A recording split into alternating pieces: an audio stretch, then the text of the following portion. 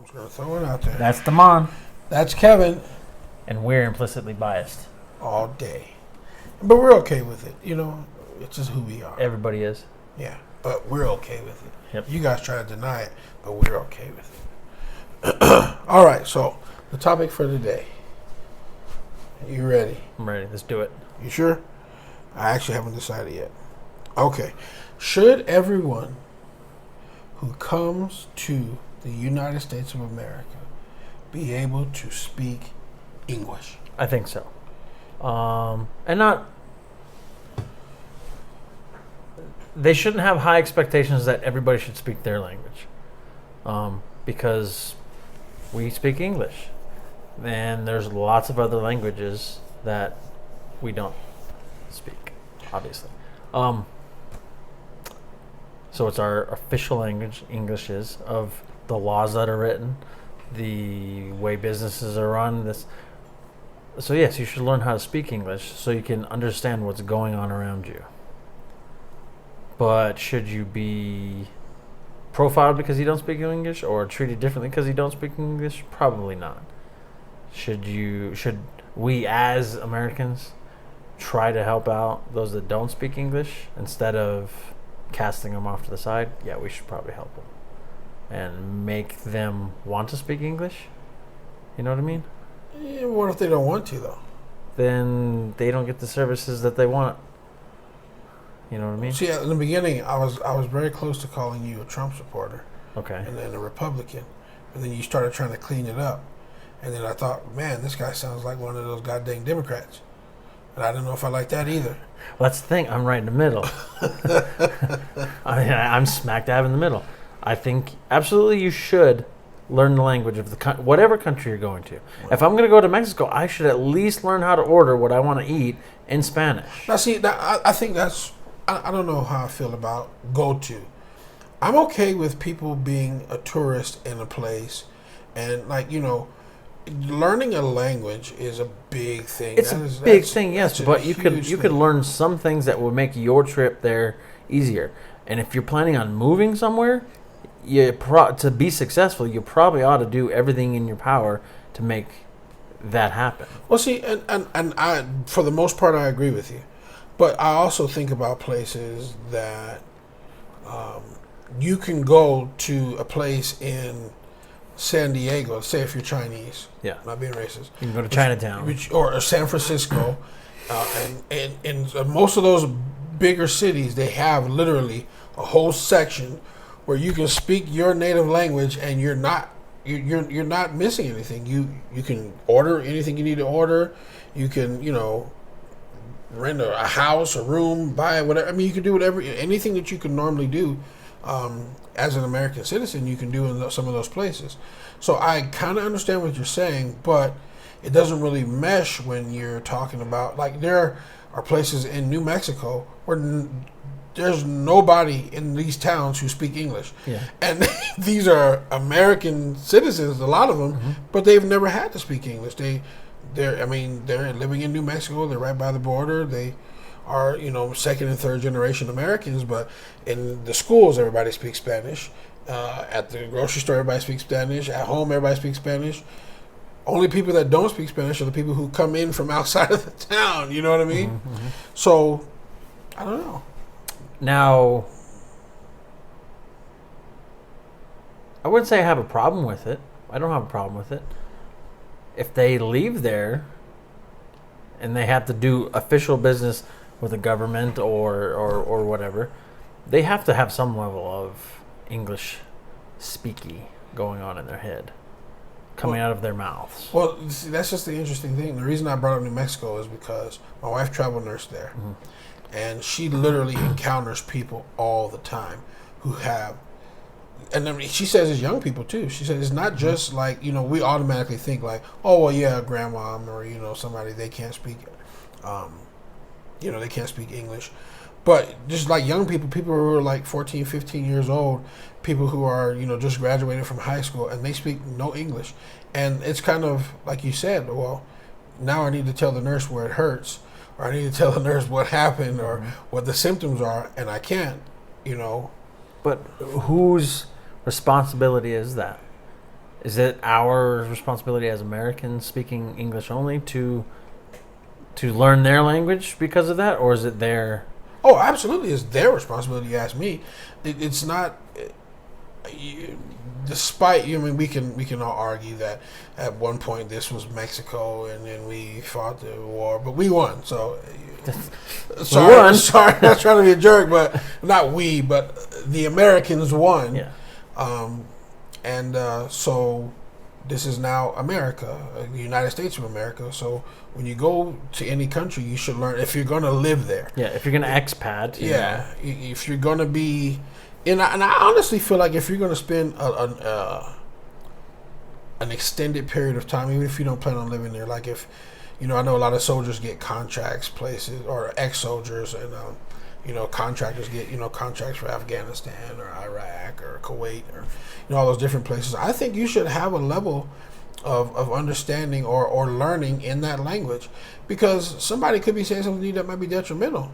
Oh yeah, I think that there's a personal level of responsibility that you have, not only to, not necessarily to that country that you're going to, but to yourself, right? To put yourself in a position where you understand the whole situation. You have situational awareness for the whole situational.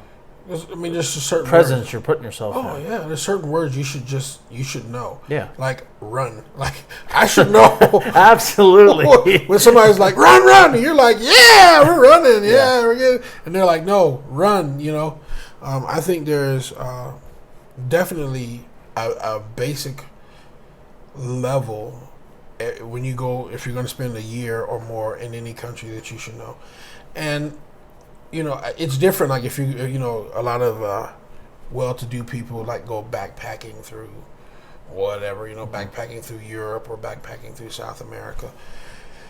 And in South America, there's only two real major languages. I mean, they have quite a few indigenous Portuguese, right? But it's Portuguese and Spanish. That's pretty much it. Brazilian Portuguese and Spanish. But there are a lot of indigenous languages there that we, kind of push aside. But I think you should at least know a little bit of Portuguese. And because if they're bordering next to each other, they're going to have similar words. Right, exactly. And if you're backpacking in Europe, you should probably know English, because a big portion of the language being spoken there is English. Mm-hmm. You should learn some French.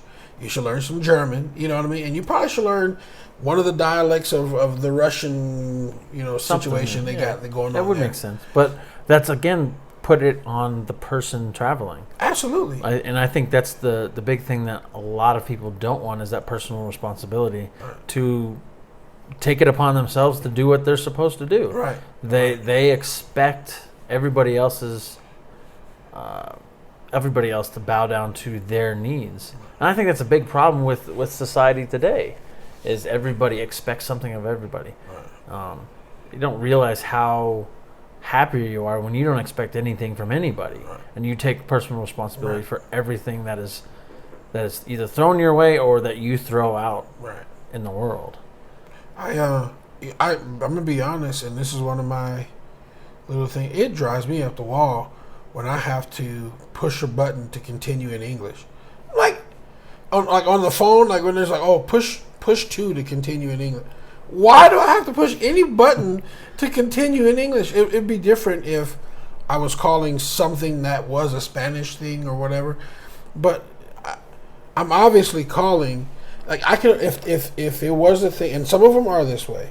Some of them are, say habla español, push 2 or whatever. Okay, cool. Because then if you know what I mean. If you don't, but for me to even go forward, I have to push whatever. And I know that sounds very trivial, trivial, and maybe too American. Like I shouldn't have to push 2. I'm an American. That sounds too bougie or whatever. But it really does frustrate me. Like.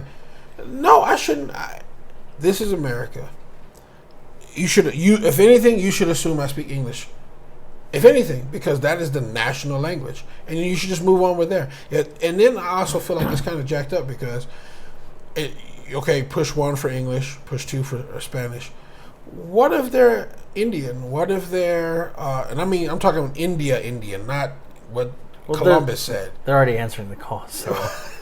That's so racist. Oh man. Oh, you're not going to heaven. But anyways, so yeah, what if you're Indian? What if you're Chinese? What if you're Well, then you're probably Japanese? calling a different call center. No, it's what if I'm calling for my bank card. Guess what? That bank card is just a bank card. It doesn't matter. It's not about race or anything like that. Bank of America. I'm pretty sure. If you're Indian and you opened your account in Bangladesh, No, I'm talking about. But you're Indian. You're in America. If you're most Indian, Indians speak English. that's my point.